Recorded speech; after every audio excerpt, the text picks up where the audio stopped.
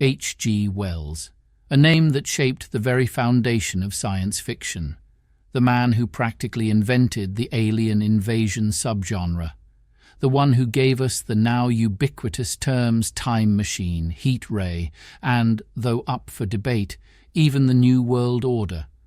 But here's what most people don't know about Wells.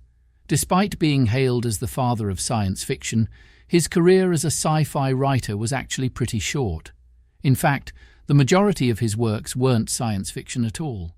Yet his influence stretches far beyond his books, reshaping not just the genre, but how we think about science and culture itself. Herbert George Wells, born to a pair of struggling shopkeepers, escaped a dull life of apprenticeships to become a pupil teacher at Midhurst Grammar School. A scholarship led him to what is now Imperial College London, where he studied under T.H. Huxley, the grandfather of brave New World author Aldous Huxley. Wells graduated in 1890 and, within a few years, ditched science for storytelling. From 1889 to 1890, Wells got a teaching post at Henley House School in London. The school had just 13 students and was run out of John Milne's home. Among Wells's science students was John's son, A. Milne, the future author of Winnie the Pooh. Milne once said that Wells had not been a good schoolmaster because he was too clever and too impatient. After leaving teaching, Wells became a journalist, writing a prolific amount of short, humorous articles for journals, and the world took notice. Wells became a literary sensation, his books beloved across all demographics, but especially by the working class. Wells didn't call his works science fiction, he called them scientific romances. And his approach? Keep it simple. One big idea per story. No wild genre mashups. No cowboys versus aliens or Abraham Lincoln vampire hunter. Just one bold concept, rooted in reality. Take the time machine. There are no aliens, no robots, just humans, evolving over time. The story isn't just about traveling through time, it's about what time reveals about us, or the invisible man. A man discovers how to become invisible, not through magic, but by manipulating the refractive index of light. But the real horror, not the invisibility itself, but what it does to him. When you can escape accountability, what kind of person do you become? Then there's the island of Dr. Moreau, where Wells builds on Mary Shelley's Frankenstein. But instead of a scientist horrified by his own work, we get Moreau, a man delighted by his creations. The result?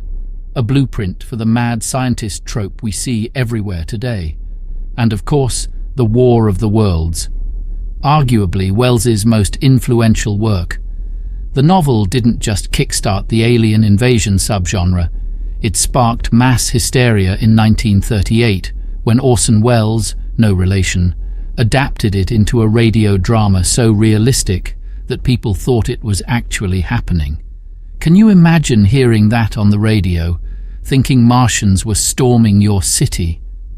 Throughout his novels and in his book, Anticipations of the Reaction of Mechanical and Scientific Progress upon Human Life and Thought in particular, Wells happened to accurately predict many things. Among them, tanks, global warming, mass surveillance, modern chemical and germ warfare, videos, laser beams, and even cosmetic surgery. He foretold airplanes being used in warfare and envisioned parachutes as humanity's last chance of life in a plane crash. In Anticipations, 1901, he predicted faster and cheaper transport leading to suburban expansion and commuting. He wrote about a united Europe by the 21st century, warning that German reluctance and Britain's hesitation could lead to wars before it became reality.